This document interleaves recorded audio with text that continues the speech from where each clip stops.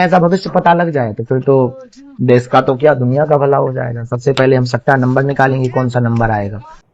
तुम हनुमान के नाम पर, पर्चे बनाने के नाम पर लोगों को लगातार मूर्ख बनाते रहे, आडांबर फैलाते रहे।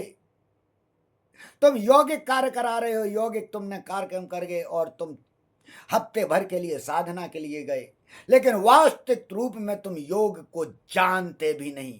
तुम उसकी शून्यता से परिचित नहीं हो, लेकिन तुम लोगों को भूत प्रेत तंत्र मंत्र का आडंबर फैलाकर, डराकर तुम हनुमान जी को याद दिला रहे हो, हनुमान जी को बता रहे हो। क्या भय के कारण हनुमान जी को याद किया जाता है? हनुमान जो वो वायु है जिसके द्वारा प्रत्येक प्राणी जीवित है, उस वायु तत्व को धारण करना ही हनुमान को धारित करना है। जो तुम कहते हो, बार बार झूठ बोलते हो धीरेन्द्र के शास्त्री। तुम कहते हो कि तुम्हारे भाई से संबंध नहीं, तुम्हारा पिता से संबंध नहीं, तुम्हारा परिवार से संबंध नहीं, तुमसे, शालिग्राम से किसी भी प्रकार का कोई संबंध या नाता नहीं। लगभग 3 साल हो गए। तुम विदेश घूमने जाओ तो तुम्हारा भाई तुम्हारे साथ, तुम यात्रा निकालो तो तुम्हारा भाई तुम्हारे साथ, और यहां तक जिसके नाम पर तुम दान लेते हो विवाह कराने के नाम पर, उस स्टेज में भी तुम्हारा भाई तुम्हारे साथ। लेकिन सबसे बड़ी शर्म की बात तो यह है कि जिस भाई की तुम उपयोगिता को जानते हो, उसे साथ में तो लिए रहते हो, लेकिन जिस पिता ने तुम्हें जन्म दिया, जो यहां पर भी तुम्हारे साथ में बैठा हुआ है, तुम जो बार बार सबकी जयकारा लगवा रहे हो, तुम्हारा छोटा भाई बार बार हाथ जोड़ के जय जय कर रहा है, और तुम्हारे पिताश्री वहां पर बैठ के सिर्फ देख रहे हैं।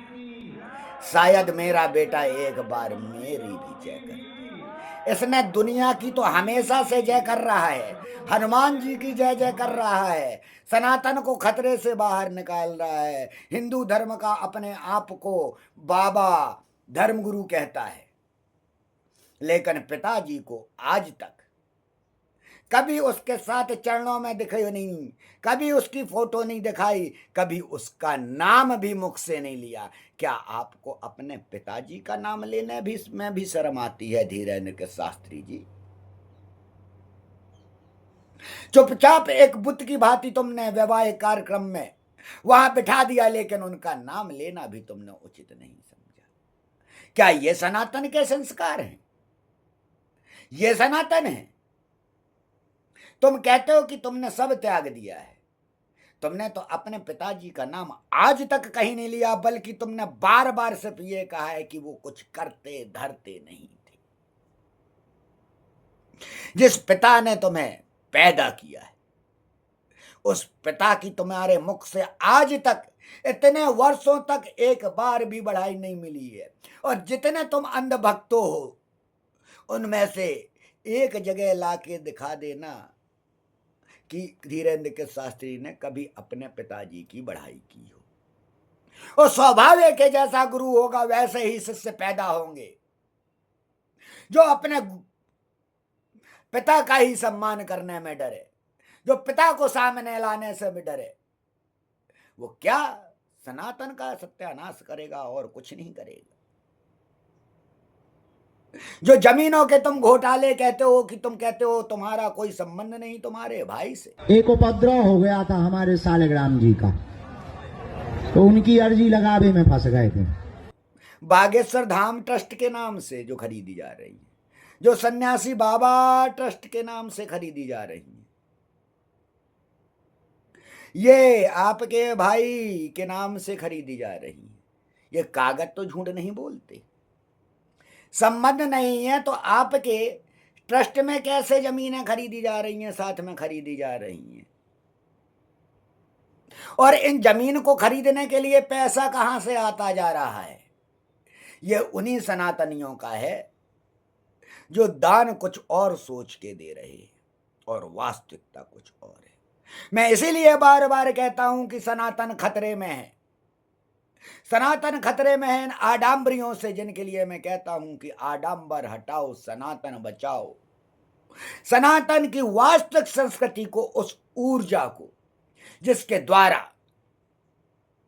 तुम कहते हो भूत प्रेत तंत्र मंत्र, ये सब समाप्त हो जाते हैं उस धनु स्तंभन विद्या के द्वारा, जिसके द्वारा प्राणी समाधि को प्राप्त होता है।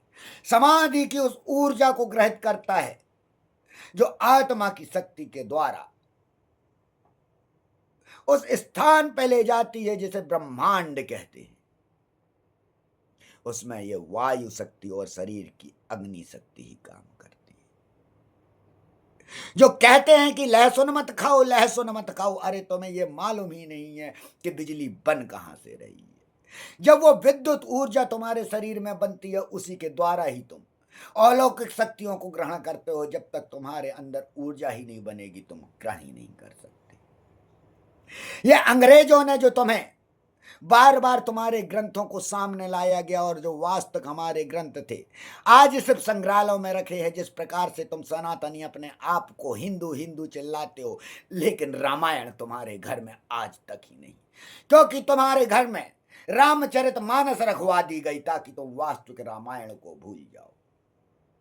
अरे रामचरितमानस से पहले तो अद्भुत रामायण लिख दी गई थी, जिस अद्भुत रामायण में वो 100-150 साल पहले रामचरितमानस से लिखी थी, जिसमें सीता जी को रावण की पुत्री बताया गया है, जिसमें रावण को वो ज्ञानी बताया गया है जो जानता था कि मैं कितने कुल निकल चुके हैं श्री राम के, मैं कब से जीवित हूं, अब मेरा वो मृत्यु का समय आ चुका है, मेरे कुल का समय आ चुका है संहार होने का। बस मेरे घर में जो अब राजा बनने वाला है वो विभीषण होगा। वो भविष्य का ज्ञाता था, तो अपनी सिद्धियों के द्वारा वो उसने कार्य करे थे, वो उसने ऊर्जाएं प्राप्त की थी, उसने शिव तत्व को अपने भीतर धारित किया था, अर्थात उस शून्यता को धारित किया था जिसके द्वारा शक्तियां प्राप्त होती हैं। और मैं बार बार कहता हूं, ध्यान रखना, बिना समाधि के कोई शक्ति नहीं प्राप्त होती है। और ये कह रहे तो वो झूठ बोल रहे हैं। और जब जिस समय सामना करने के लिए तैयार हूं मैं योगी अखिलेश, उस समय सामना करने के लिए तैयार हूं कि तुम लोग सिद्धियों के नाम पर सिर्फ लूट रहे हो, क्योंकि सिद्धियों की उत्पन्नता बिना समाधि के हो ही नहीं सकती। हमारे वेद झूठे नहीं हो सकते, हमारे उपनिषद झूठे नहीं हो सकते हैं, हमारी यौगिक पद्धतियां जो पतंजलि से लेकर बुद्ध तक ने समझाई वो झूठी नहीं हो सकती है। जो मैं ये कर रहा हूं, जिसको धनु स्तंभन कहता हूं, जो उसी यौगिक पद्धति का एक अंग है, जिसके द्वारा भूत प्रेत तंत्र मंत्र जादू टोना ये सभी समाप्त होते हैं, जिसके द्वारा ही वो लोकों की प्राप्त होती है, जिसको तुम ब्रह्म लोक, विष्णु लोक और शिव लोक कहते हो, जिसके द्वारा ही जन्म मरण के बंधन से निकला जा सकता है, मोक्ष की प्राप्ति की जा सकती है। और इसी समाधि के लिए ही इस ब्रह्मांड की शुरुआत से शिव से लेकर, चाहे वो सप्त ऋषि हुए हों, चाहे वो योगी ध्यानी महावीर